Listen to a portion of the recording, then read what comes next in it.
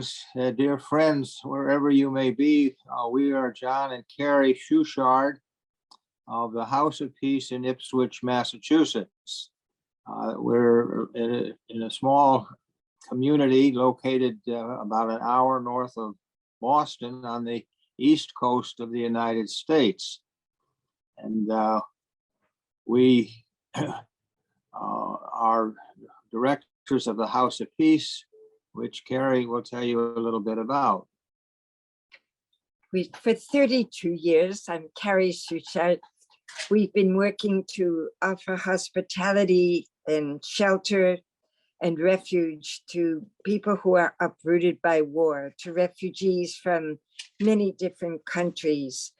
And we do this in solidarity with many people, including friends who have some disabilities, whose task as people in need of special care is to offer assistance in hospitality and to actually give special care.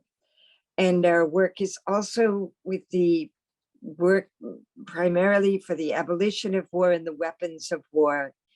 And we are in partnership with many communities and groups within the local, national, and international peace movement.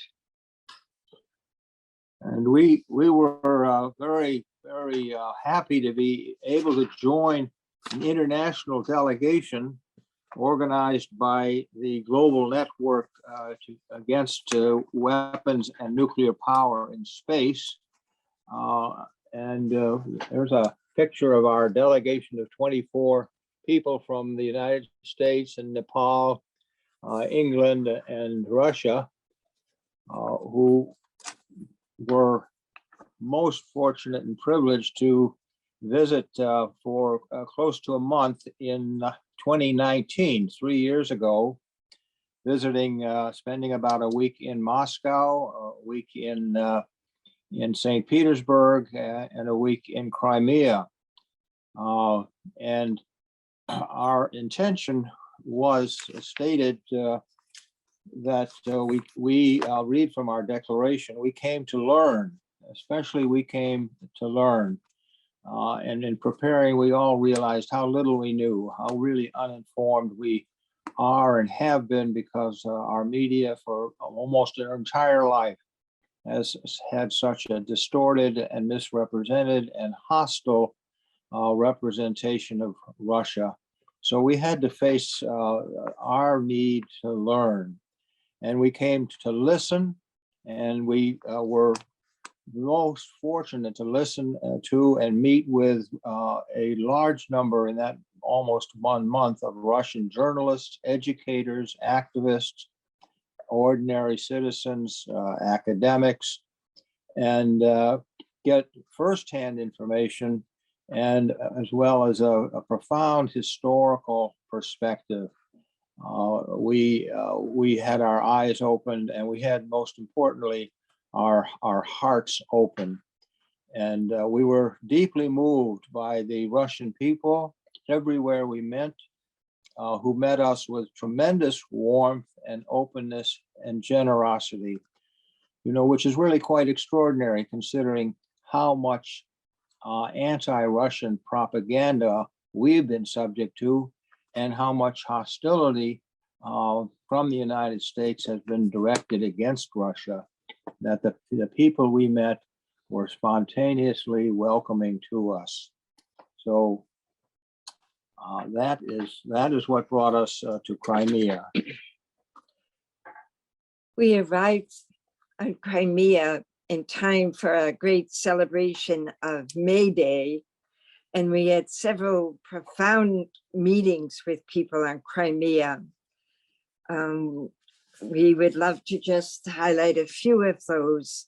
One is, of course, the indescribable meeting with Valentina and her wonderful setting for adults in various stages of wonderful greeting to us, people with special needs, people who have an especially buoyant and responsive attitude to life. And Valentina is a magician who orchestrates these people every day into living a most productive and socially fruitful and vibrant life.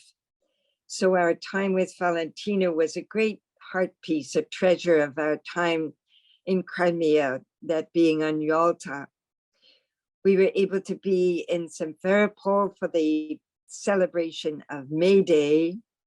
And then we also were able to travel to Sebastopol and had a time there where we were connected as a group with those who keep this tremendous, I would say, vigil at the barracks, where in 1942, it was the last stronghold against the Germans, and thousands died there. And somewhere in our experience at the barracks, we were able to internalize in a very special way the incredible atrocity of war, the atrocity of the Second World War, of its effect on the German people, the Russian people, all the world's people, but especially what it is in the soul of our Russian friends in terms of trying to build bridges to peace and trying to make the folk soul of the Russian really manifest in the world. We had a roundtable press conference with leaders from Crimea, and we were able to extend our apology for any participation in the crippling sanctions against Russia, experienced so deeply in many ways by the Crimean people. And we also were able to be part of a panel where the background of the Crimean decision to rejoin Russia was manifest, documented to us, and explained in a very transparent way. Those were some of the highlights, some of the people that we met, all under the blue skies of early May in a most welcoming time. Another heart piece of our visit to Crimea was our time at Artec, because we were sent actually by our local chapter of Veterans for Peace, named after Samantha Smith, who had spent this famous summer at Artec, and we were able to offer on behalf of people here an entire declaration to the people at Artec who keep Samantha Smith so fully in their consciousness. And it made us very clear that there lived in the Crimean people an openness to gestures toward peacemaking, an openness to people of other countries that have been in a very negative position in regard to Russia and Crimea. So these were aspects of our time on Crimea that were really unforgettable experiences for us. And we tried to bring that back and make that plea of the Russian people and our own plea available to all those who want to work for peace building in the world.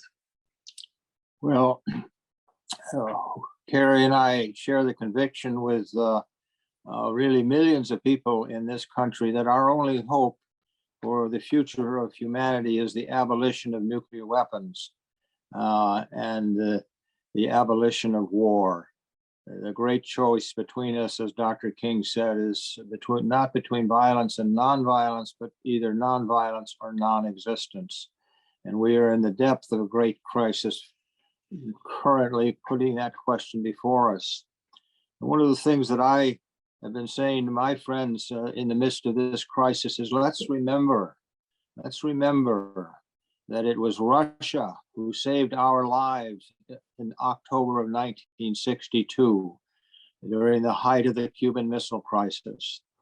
Without Khrushchev and, of course, President Kennedy, humanity might well have been extinguished in October of 1962.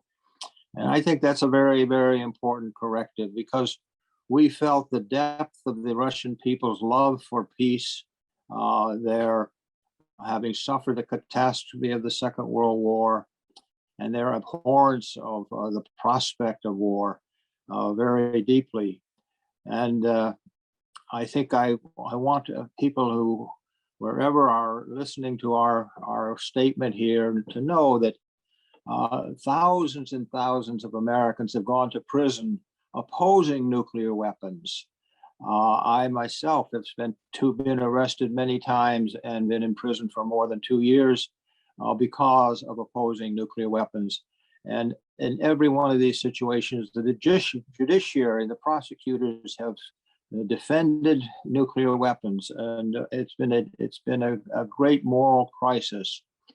Now, there have been some hopeful signs I want to mention as well, because Setsuko Thurlow was a survivor of Hiroshima, and much of the world may know or remember that she was the survivor of Hiroshima who was asked to and did receive the Nobel Peace Prize that was awarded to the International Committee for the Abolition of Nuclear Weapons.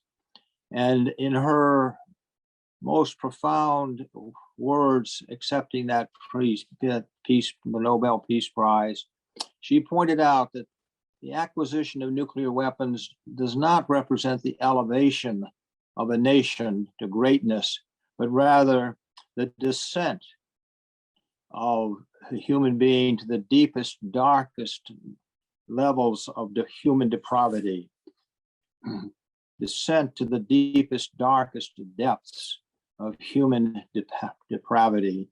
So one of the purposes of the House of Peace is moral awakening. One of the purposes of Veterans for Peace is the abolition of war, of course, the abolition of nuclear weapons. It's a great, great challenge to all of us. But the majority of the world has now spoken in passing the United Nations Treaty on the prohibition of nuclear weapons. Of course, it's self-evident to any person of reason and common sense that nuclear weapons are the most colossal of all evils, the most colossal of all imaginable crimes, a summation of every other imaginable crime. But now the United Nations and the vast majority of the countries and peoples of the world in January of last year passed the UN Treaty on the Prohibition of Nuclear Weapons. So that's a hopeful sign that the consciousness of the world is clear. And you know, another point that needs to be made is the illegality of NATO itself. The United Nations, NATO is not an authorized alliance or treaty. In fact, it violates the entire premise of the United Nations because it is not defensive, but offensive. It is not devoted to regional peacekeeping, but rather to provocations and military actions. They have, of course, savaged and invaded and destroyed Afghanistan for 20 years, just leaving last August. And similarly, the destruction of Libya and Yugoslavia, and the list goes on. So in our consciousness, we need to know, and one of the purposes of our trip in 3 years ago, where the hostility towards Russia was at a high point with economic warfare and propaganda warfare, was our banner, which we carried in Yalta. Don't know if that can be seen or not, but a huge banner saying no to NATO, which we carried in the midst of the tens of thousands of people on the May 1st parade in Yalta. So well, this is our hope. This is our prayer, and we hope we are devoted to building bridges of friendship with all of humanity, have no enmity and no enemies, and pray for human survival. Because while Reagan boasted that the West had won the Cold War, Gorbachev said so profoundly, the Cold War has made losers of all of us, And of course, we may all be losers we all will be losers, and all future generations will be losers of any nuclear confrontation, which is so ominously threatening us at this moment. So perhaps in summary, that may bring us back to Crimea and Friends of Crimea and the possibility of a small group of people that have met on Crimea, a certain integrity of a spirit which John has just tried to address so well, the spirit of building bridges for peace, of living passionately against the weapons of war and against all war. What we met in our very all too short time on Crimea, but a time thanks to our gracious hosts and hostesses, what we met in terms of the stature of people, the longing of people for active peace building, what we met at Artec, what we met above all with Valentina's wonderful group of peacemakers, what we met in this roundtable press conference in Simferopol, and what we met in this panel in Sebastopol. These were people who were longing for the message to be heard loud and clear that the freedom of the people of Crimea is linking themselves to the human rights and justice. And this is manifest even in the landscape of this beautiful place that looks out at a horizon that we could experience was one that would hold the image of the vastness of the landscape of peace and all that we have to do to try to build a future that will be a future that has a culture of peace and not of war. And so we're very grateful for all our friends in Russia, for our special relationships with the people in Crimea. And I can only personally say, very personally, that when we were at the barracks, we were in the kind of catacombs where the last stand of Russian soldiers took place.